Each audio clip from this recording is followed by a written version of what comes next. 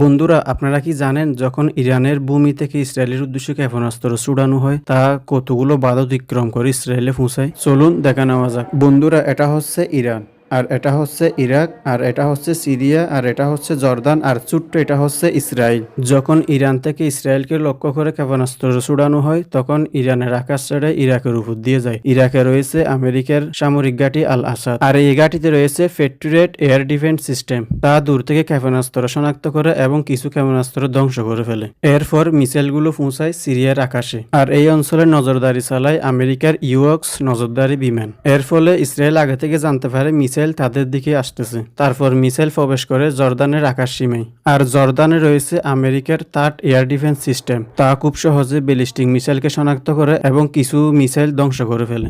যখন সব বাধা পেরিয়ে ইসরায়েলের আকাশ সীমায় প্রবেশ করে ইরানের মিসাইল, তখন শুরু হয় তাদের শক্তিশালী প্রতিরক্ষা।